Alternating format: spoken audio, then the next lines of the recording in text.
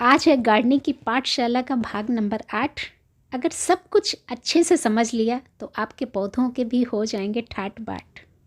काफ़ी महत्वपूर्ण है आज की कड़ी, क्योंकि जब हम लोग शुरुआती दौर पे कोई काम करते हैं ना, तो सबसे बड़ी जो समस्या आती है खाद को लेके आती है। पौधे तो लगा लेते हैं, नर्सरी से लेके लगा लिए, और बाद में समस्या शुरू होती है कि किन पौधों में कौन सी खाद दें। और फिर वही सिलसिला चालू होता है कि जब हम एक दूसरे के गार्डन में फूल देखते हैं, हरियाली देखते हैं, तो सोचते हैं कि काश मेरे गार्डन में भी ऐसा होता है। सब कुछ ठीक ठाक चलता है, वहाँ तक तो सब कुछ ठीक होता है, पर जैसे ही कुछ गड़बड़ होनी शुरू होती है, फिर सवालों के सिलसिले चालू होते हैं। आगे भी कंटिन्यू करती हूँ। सबसे पहले तो ये मैं बोगनवेलिया की स्टेम यहाँ से हटा देती हूँ, क्योंकि ये इधर उलझ रही है गुड़हल में, और गुड़हल में कई सारी कलियाँ लगी हैं, और बोगनवेलिया के कांटे इन कलियों को नुकसान पहुँचा सकते हैं। कांटों का तो काम ही होता है नुकसान पहुँचाना, हमारा काम होता है कांटों से बच के चलना।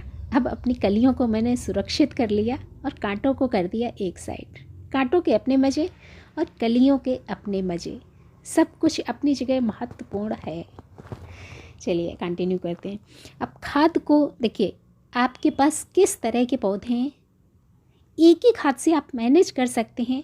बस ज़रूरत होती है तो उस खाद को कितनी क्वांटिटी में देना है, किस समय देना है, ये सब कुछ मायने रखता है। अब आप सभी लोग जानते ही हैं मोटे मोटे तौर पे कि जब कोई पौधा हमें फूल दे रहा होता है तो उस पौधे को ज़्यादा ताकत की ज़रूरत पड़ती है, ज़्यादा हृष्ट पुष्ट पौधे को बनाना है ना, तो उसको हेल्दी खाना खिलाएंगे।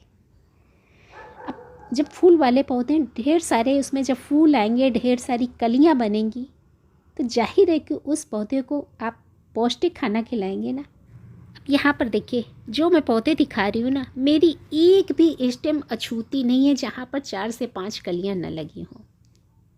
ये देखिए, है ना। इसके पहले जो पौधा दिखाया, ये पौधा, तो हर स्टेम में 4-4, 5-5 कलियाँ, और ये लगातार खिल रहा है। कुछ पौधे ऐसे होते हैं लकली कि जिनमें बहुत सारे फूल आते हैं। कुछ पौधों में हम भी समझ नहीं पाते कि कहाँ पे क्या गड़बड़ हो गई। और कई बार होता क्या है ना कि हम अच्छा से अच्छा खिलाते भी हैं, पिलाते भी हैं, पर फिर भी पता नहीं क्या गड़बड़ हो जाती है। ठीक उसी तरह से जैसे कि कभी कभी हम अपने शरीर के रोग को ही नहीं पहचान पाते कि आखिरकार रोग क्या है।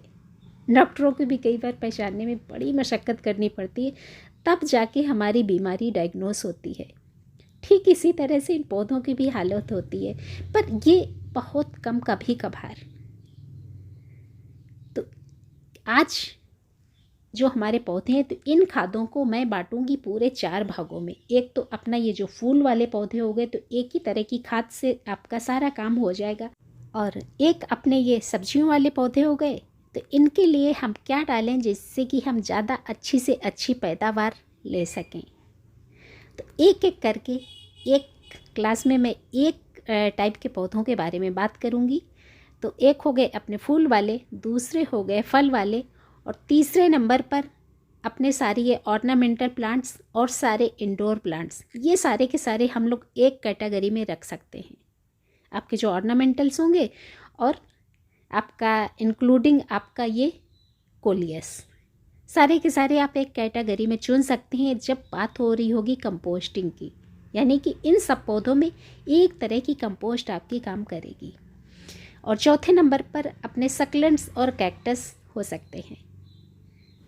तो यहाँ पर हम लोग क्या करेंगे कि एक क्लास में एक कैटेगरी के पौधों को लेंगे, जिससे कि आपके लिए सोचना समझना थोड़ा सा आसान हो जाए। सब कुछ एकदम से मिक्स करने से थोड़ी सी समस्याएं हो सकती हैं कुछ नए भाई बहनों के लिए। तो आज इस क्लास में मैं चुनूँगी अपने ये इंडोर प्लांट्स, हरे भरे पौधे, और साथ ही अपना ये कुछ रंग बिरंगी पत्तियों वाले जो पौधे हैं, यानी कि ऑर्नामेंटल प्लांट्स जो है, ये सब जो पौधे होंगे ना, इनको सबको मैं रखूँगी एक कैटेगरी में। तो अब सबसे पहले तो आप ये समझ लीजिए कि खाद के 3 बेसिक तत्व NPK, यानी कि नाइट्रोजन, फास्फोरस और पोटेशियम, जो हमारे पौधों की एक मूलभूत ज़रूरत होती है, हमारी बेसिक रिक्वायरमेंट होती है पौधों की। ये तीनों तत्व मिट्टी में होने बहुत आवश्यक हैं। साथ ही साथ जो और बीच बीच में हम लोग खिलाते पिलाते रहते हैं, वो सारे आप इन पौधों के लिए मल्टीविटामिन्स की तरह से समझ लीजिए। पर इन 3 तत्वों का होना बहुत ज़रूरी है। बस इसी में थोड़ा सा फेरबदल होता रहता है कि किस पौधे को नाइट्रोजन ज़्यादा चाहिए, किस पौधे को मैग्नीशियम ज़्यादा चाहिए, किस पौधे को फास्फोरस ज़्यादा चाहिए। तो वो कॉम्बिनेशन हम लोग बाहर से अपना मिक्स करते हैं। बाकी ये 3 तत्व तो हर पौधे की मिट्टी में ज़रूरी हैं। तो आज जब बात कर रहे हैं हम लोग अपने इन इंडोर प्लांट्स की, तो इन पौधों के लिए सबसे मूलभूत ज़रूरत जो है ना, नाइट्रोजन की।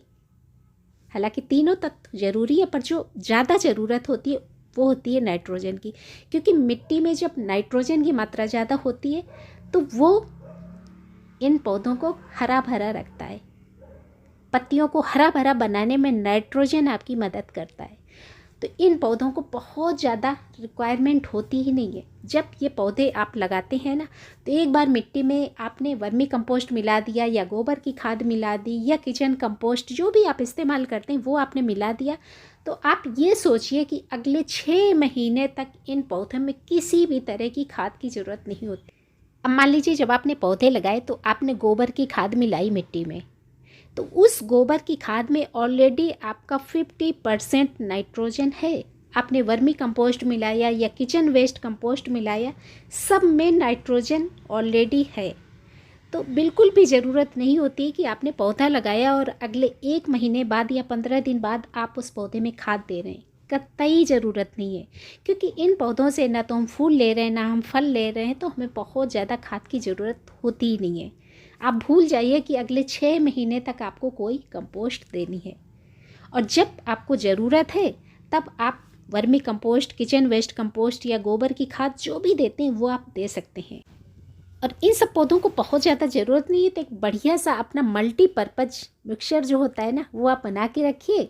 अपना जो अंडे की छिलकी आप लोग फेंक देते हैं, चाय की पत्ती इस्तेमाल करने के बाद जो फेंक देते हैं, और अपने केले के सूखे छिलके, तीनों को बढ़िया सा सुखा के और पाउडर बना के रखिए। जब पौधों को ज़रूरत हो तो एक एक मुट्ठी खिला दीजिए। किसी भी तरह के पौधे में वो मिक्सचर खिला सकते हैं, अपना मल्टीपर्पज़ फर्टिलाइज़र। बहुत पहले वीडियो शेयर भी किया था, हालांकि बड़ा सिंपल सा है और सभी लोग इस्तेमाल भी करते हैं।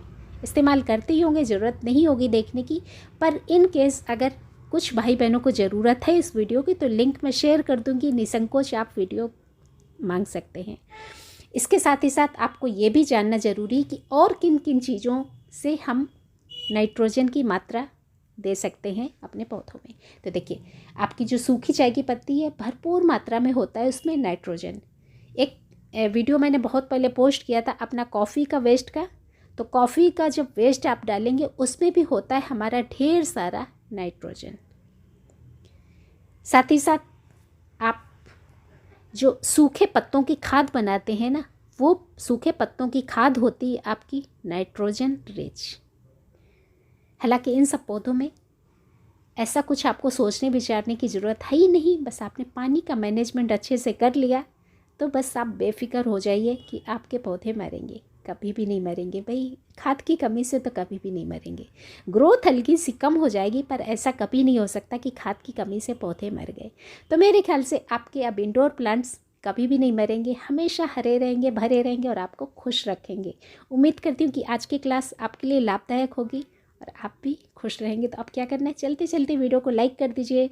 अभी तक पाठशाला का हिस्सा नहीं बने तो वो भी बनिए, और ज़रूरत है तो अपनों को वीडियो शेयर भी कर दीजिए। जल्दी मिलूंगी अगली क्लास में, तब तक के लिए धन्यवाद।